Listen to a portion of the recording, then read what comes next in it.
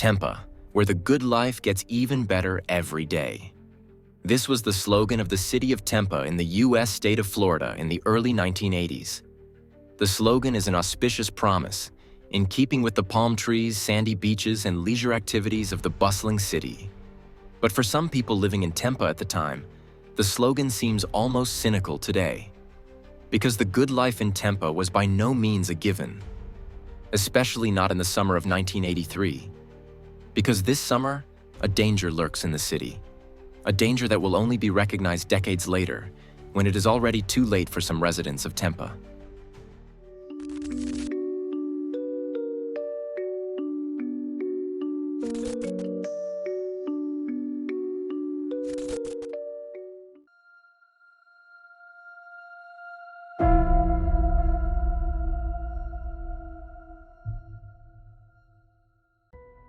Barbara Grams was only 19 years old when she was murdered.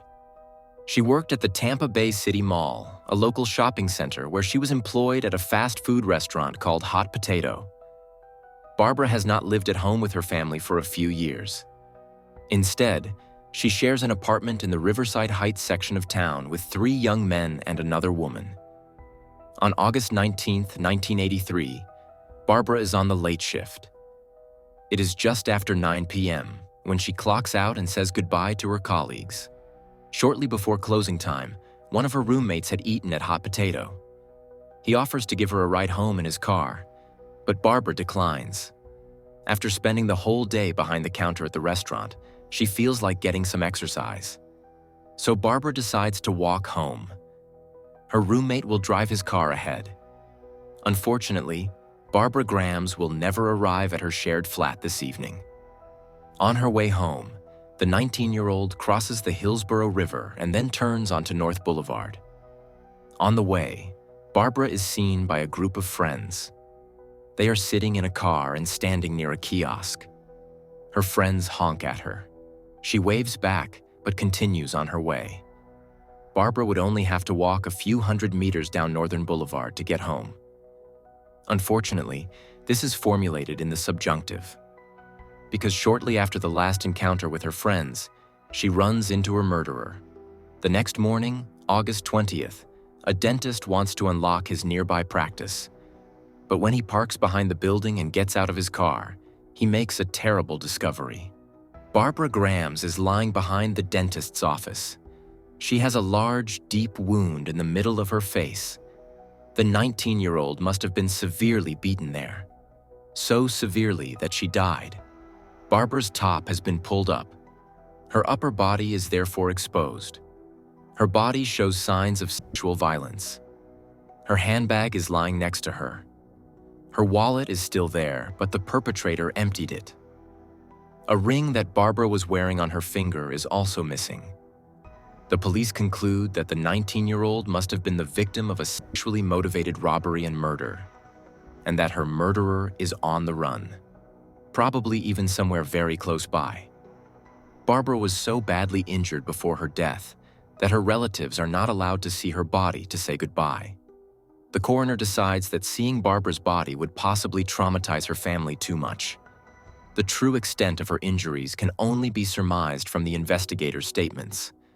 The young woman's face was apparently almost completely destroyed by severe blows. But there is also a promising clue. Above Barbara's left cheekbone is what appears to be a bite mark. Based on the bite mark on Barbara's face, the police try to collect dental impressions from as many of Barbara's acquaintances as possible. Hair was also found on the dead woman's body. These are also solid clues. However, weeks go by during which the police are unable to arrest a potential perpetrator or even find a real suspect, until a young man suddenly appears on the scene.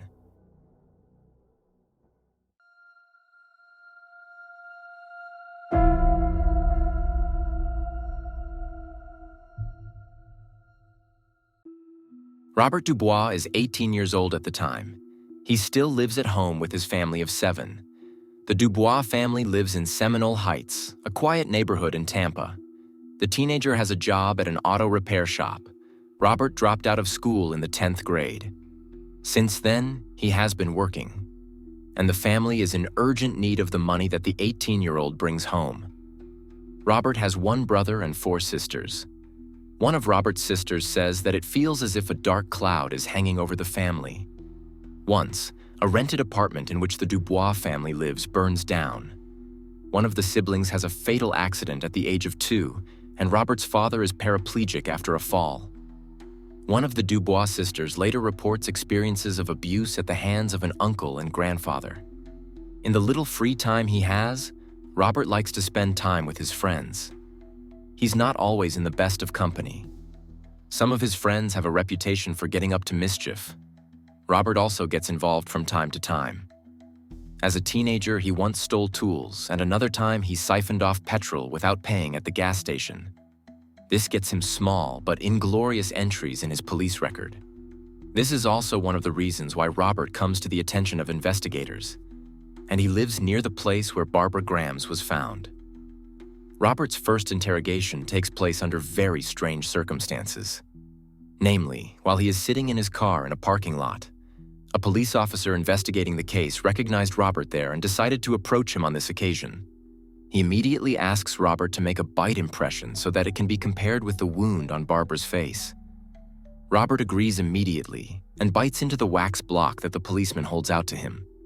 After handing over the bite sample, Robert is released, but he does not fail to notice that the police are conducting interviews at numerous places that he often visits.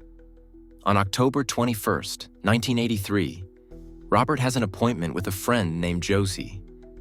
She's 4 years older than the 18-year-old and has a unique style that Robert admires greatly.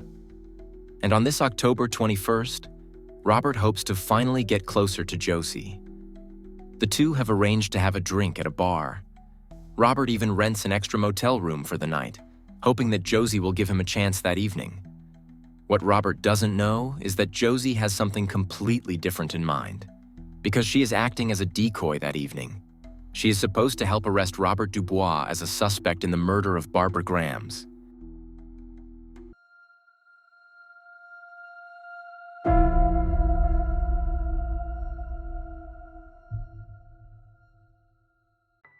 The dental imprint that Robert made in the parking lot a few days earlier has now been evaluated.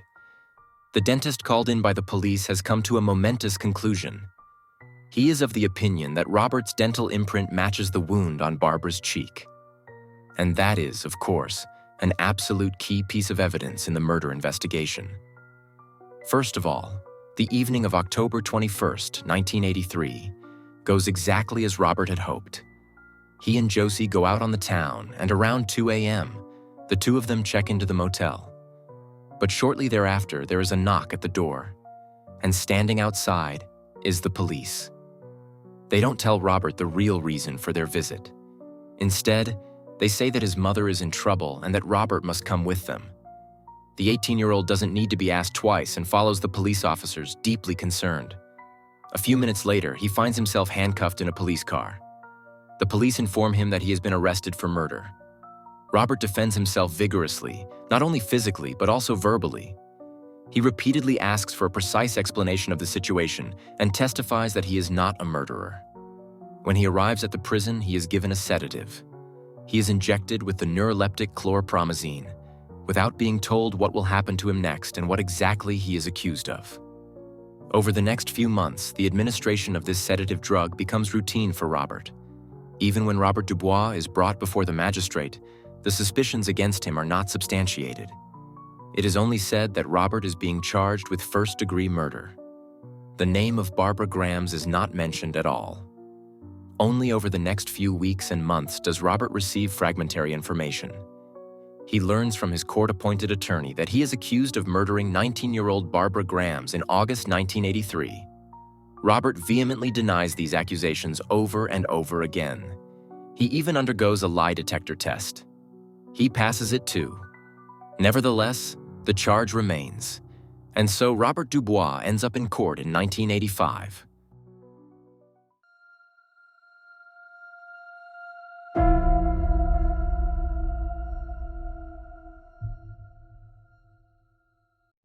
Robert spent 16 months in pretrial detention before the trial against him began. For Robert, this is a glimmer of hope. He is firmly convinced that he will finally be able to prove his innocence. However, these hopes are quickly dashed when Robert hears the word death penalty for the first time. Because this sentence is a distinct possibility for the 20-year-old. The hair found on Barbara's body does not match Robert's. The public prosecutor even admits this. But that doesn't stop her from focusing on the centerpiece of the trial in the indictment, the bite mark on Barbara's face. That's why Richard Souviron is the most important witness in the trial against Robert Dubois. Souviron is a dentist and has also testified in the trials against serial killer Ted Bundy, among others. Now he is responsible for the Barbara Grahams case. However, he cannot examine the original bite wounds for the trial. They were not prepared in a professional manner. Therefore, Souviron has to access the photos that the forensic medicine took of Barbara's wound for his evaluation. The photos are sufficient for the medical expert to testify in court that the impression of the wound and the teeth of Robert Dubois match. Robert, now 20 years old, must be the man who attacked Barbara Grahams and thus also her murderer. The public prosecutor's office has found witnesses who incriminate Robert. A guest at the motel where Robert and Josie had planned to spend the night has given a statement against him. The witness claims that Robert had boasted to him about being wanted for murder. Robert will later claim that he had never seen this man before in his life, let alone spoken to him. Josie herself also appears in court as a witness.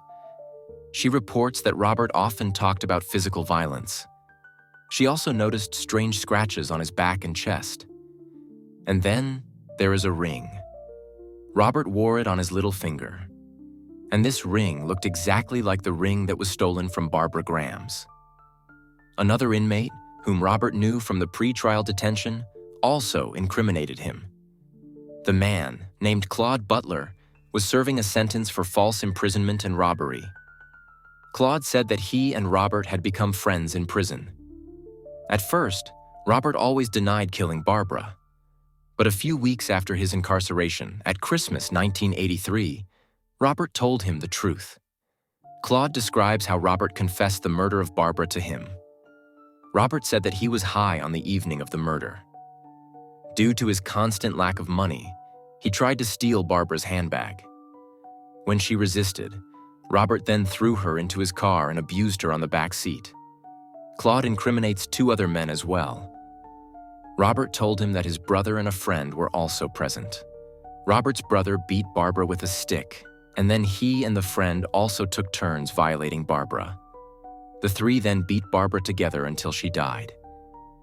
These statements, coupled with the bite mark comparison, are enough for the public prosecutor. Robert is found guilty of first-degree murder and attempted sexual assault. The district attorney even demands the death penalty for Robert Dubois. However, Robert continues to deny having anything to do with the murder and continues to fight for his innocence while sitting on death row and awaiting the execution of his sentence. He writes pages-long letters in which he describes his arrest, the Barbara Grahams case, and his innocence. Robert sends these letters to Zeitzungen, to journalists, television programs, and magazines. He hopes that someone will take an interest in his story and take a closer look, and maybe finally believe him. It's his only hope. The Dubois family cannot afford a good lawyer to re-examine the extensive case. After 3 years on death row, there is news. In 1988, Robert Dubois' death sentence was commuted to life imprisonment. For Robert, it is cold comfort. In his opinion, he should be free because he did not kill Barbara Grahams. And if that were true, her real killer would still be at large.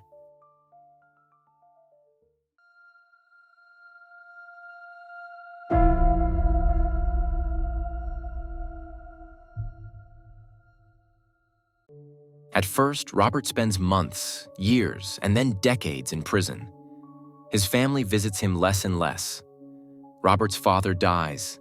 His siblings start their own families and build their own lives. When he is in his early 40s, Robert falls in love with a prison employee. He and Lord Sanchez begin a secret relationship. For Robert, this relationship is the greatest piece of reality he has had since his conviction. And most importantly for Robert, Lords believes him when he says he did not kill Barbara Grams. She trusts him so much that she even quits her job at the prison. This allows her to stay with Robert without fearing consequences from her employer. In the early 2000s, Robert and Lords became engaged. In 2007, Robert had the opportunity to apply for parole for the first time, which he did immediately. At that point, it had been 24 years since Barbara Grams was murdered. But the application was rejected, and the date for the next possible application was set for the year 2094, to a point in time when Robert DuBoise would already be 130 years old. In other words, Robert will never be able to make a second application for parole. Over the years, forensics have come a long way. Initially, Robert hopes to be able to prove his innocence in 2007 by means of DNA comparisons. However, this does not work out. He's informed that in 1990, all evidence in the Barbara Grams murder case was destroyed. With his conviction, the case is considered solved and closed.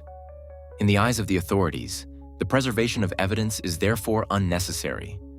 Only a few individual hair and soil samples from the scene of the crime are routinely stored. However, these samples are also in poor condition. After Robert's parole application fails, his relationship with his fiancée also ends. Robert decides to end the relationship himself, out of fairness to Lords. He no longer believes in being released again. He wants her to get on with her life without him.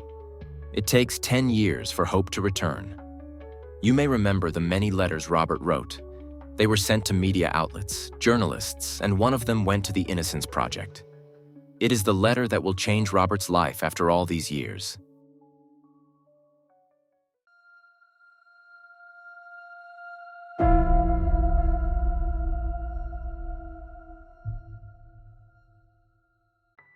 The Innocence Project of Florida is a non-profit organization.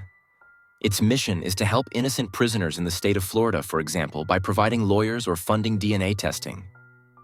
And it is precisely this Innocence Project that Robert DuBoise received mail from in February 2020.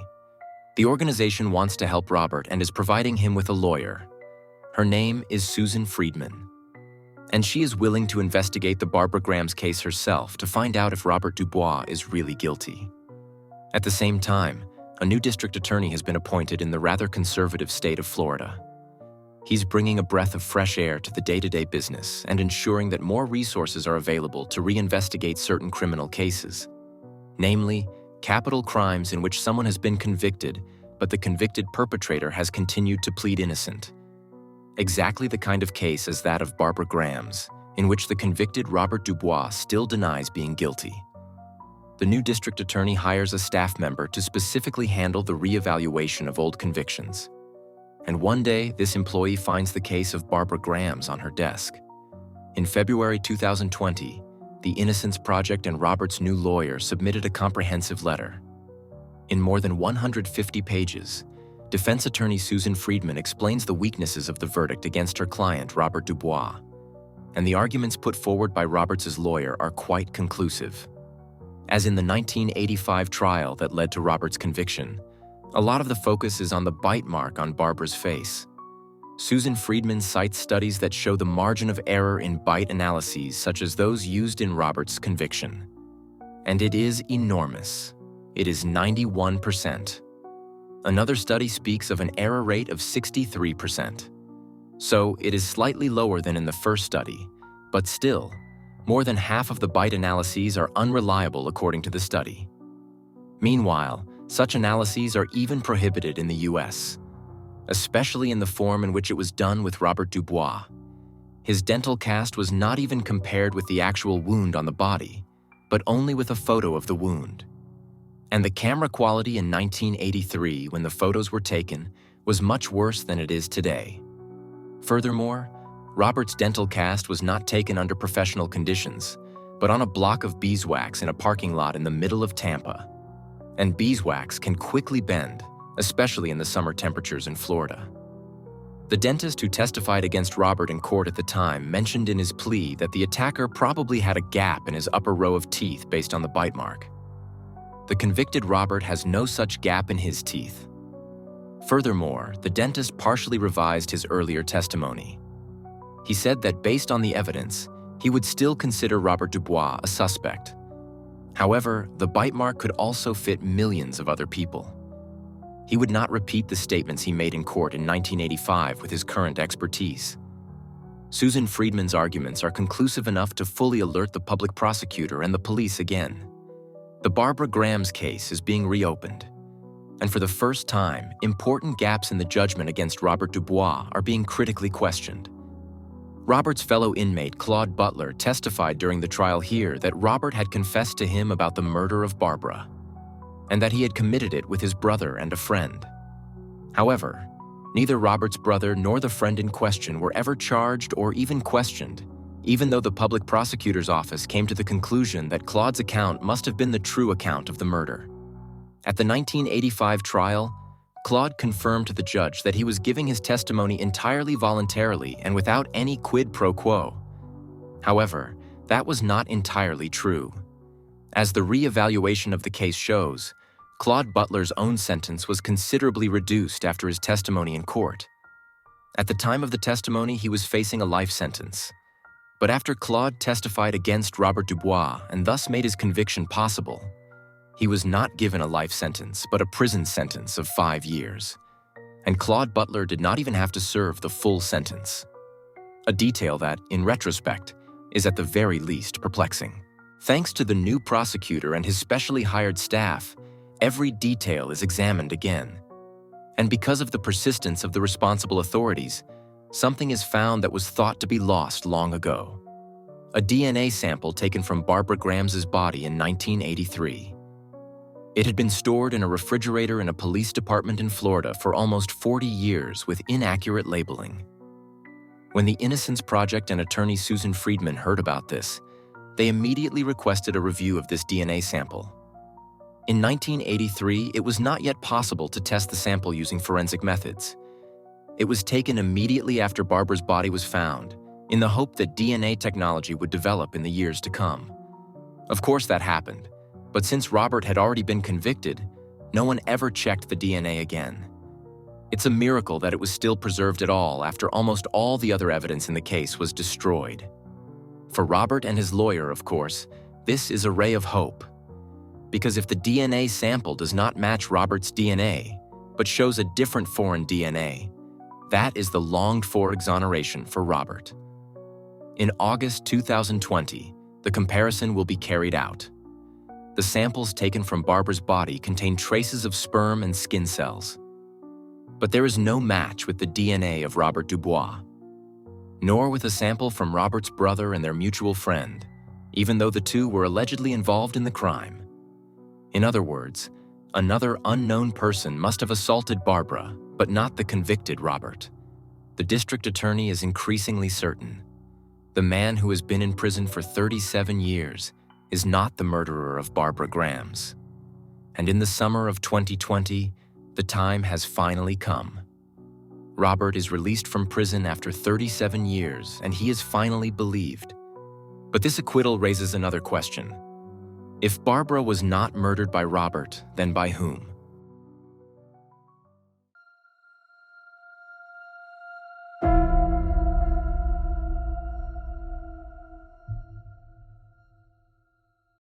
A Tampa police officer retrospectively describes the summer in which Barbara was murdered as "Summer of Hell." Between July and October 1983, 8 women were found dead in Tampa. In the middle of the streets, in busy areas or behind public buildings. Another young woman's body was found unclothed behind a Burger King branch. Despite this spate of violent crimes against women, the police at the time did not believe that the cases were connected. 4 of the cases were solved and the perpetrators convicted by the end of the year. The case of Barbara Grams, in which Robert DuBoise was convicted, is one of them. When the DNA sample turns up in the summer of 2020 and is later entered into the database on a best efforts basis, there is indeed a match. In October 1983, 2 more men are arrested in Tampa. Their names are Amos Robinson and Abron Scott. They are 18 and 20 years old at the time, so they are around the same age as Robert. They are accused of jointly murdering a man named Carlos Orellana. Both Amos and Abron come from difficult backgrounds. They grow up in dysfunctional families, surrounded by violence and drug abuse. Abron also has a very low IQ. It is around 50 or 60. One reason for this may be the various head injuries he sustained as a child. He and Amos meet in a juvenile detention center. As teenagers, Abron and Amos repeatedly break the law. They are involved in fights, thefts, or robberies. And on October 21st, 1983, they commit a murder together. They kill Carlos Orellana. Perhaps the date sounds familiar to you. October 21st, 1983 is also the day on which the police arrested Robert DuBoise for the murder of Barbara Grams. While the Tampa police are using Robert's acquaintance Josie as a decoy and the handcuffs click in a motel, Amos and Abron are also on the streets of Tampa. They are strolling along Kennedy Boulevard. At the time, this was Tampa's infamous Party Mile. The two men are looking for someone to rob, and in a parking lot, they find their potential victim, Carlos Orellana. He's 33 years old and originally comes from Honduras. Carlos came to the United States with great hopes. He is multilingual, speaks 5 languages, and hopes to work as a professor one day. On the evening of October 21st, 1983, he spends his free evening in a bar. When he got back to his car after visiting the bar, Carlos was suddenly knocked out. Amos Robertson and Abron Scott attacked Carlos in his own car. They beat him and choked him until he lost consciousness. They laid his body on the back seat and drove Carlos' Toyota through the night. Amos and Abron drove the car out of Tampa to a remote location. There they ran over Carlos. Then they drive away in his car. They just leave the dead man lying on the side of the road. A few days later, the police get wind of Amos and Abron through witness statements. The two are arrested for the murder of Carlos Orellana. They claim that Carlos's death was an accident. But no one believes them, and the two are sentenced to death. Just like Robert DuBoise for the murder of Barbara Grams. A murder that Robert, as it turns out in 2020, did not commit. But Abron and Amos did. But before that comes out, 37 years pass. 37 years in which Robert DuBoise is wrongly imprisoned. During these years, Amos is suspected of 2 further murders. Both took place in the summer of 1983. However, the evidence at the time was not sufficient for a conviction. So, for the time being, he remains convicted of the murder of Carlos Orellana. While in custody, Amos Robinson commits 2 more murders of fellow inmates. During arguments, he beats both to death. And in 2020, when the DNA samples from the Barbara Grams case are re-examined, the focus in this case then turns to Amos and his accomplice Abron. The foreign DNA found on Barbara Grams' body belongs to the 2 men. On this occasion, the police also check other stored DNA samples from the murderous summer of hell. And there is another match. The DNA of the 2 men was also found on the body of a woman named Linda Lanson, who was murdered in July 1983. This allowed Abron and Amos to be convicted of Linda Lanson's murder. The case had previously been closed as a cold case. Only because the Barbara Grams case was reopened was the Linda Lanson file also reviewed. Without a reopening of the Grams case, the Linda Lanson case might never have been solved. In 2022, after Robert has been free for 2 years, Abron Scott confesses to the murder of Barbara Grams. The DNA evidence on Barbara's body would have incriminated him and Amos anyway. On the advice of his family, he then decided to come clean. In return for his murder confessions in the Barbara Grams and Linda Lanson cases, he was spared the death penalty. Abron says that he and Amos were walking together on that August evening in 1983 when they saw Barbara on North Boulevard. Amos is reported as saying, "Look at the slut, I'm gonna get her." He then grabbed Barbara and the 2 men dragged the young woman behind a building. There, Amos raped Barbara and then beat her with a board lying around. In 2022, Claude Butler finally revised his statement as well. the fellow inmate whose testimony was the final nail in the coffin in Robert's sentence. He admitted to Robert DuBoise' lawyers that he had lied at the time. Robert had indeed not spoken to him a single time about the murder of Barbara Grams. At the time, Claude was facing a life sentence in prison. He says that the prosecutor at the time promised him his release if he would testify against Robert. So Claude decided to lie in court and incriminate Robert to save his own skin. Claude admits that he has always felt guilty.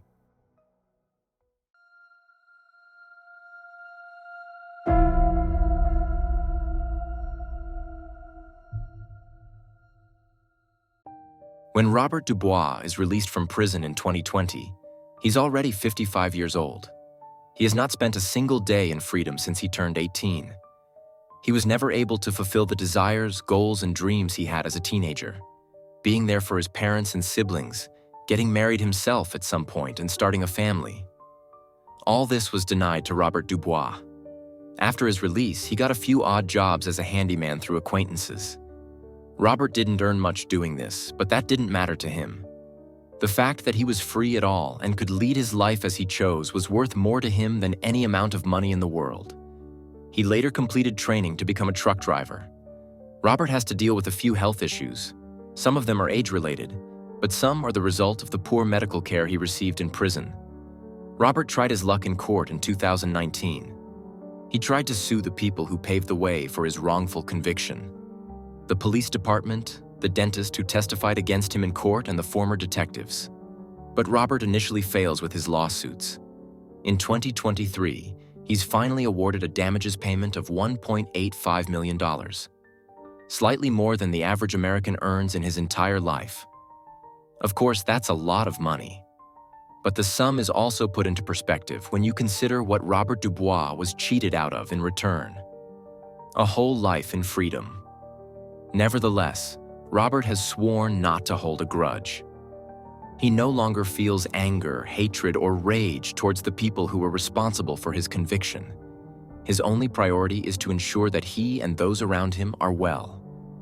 During a question and answer session, Robert is asked a simple but meaningful question. Are you happy? Robert DuBoise' answer to this question is as concise as it is meaningful.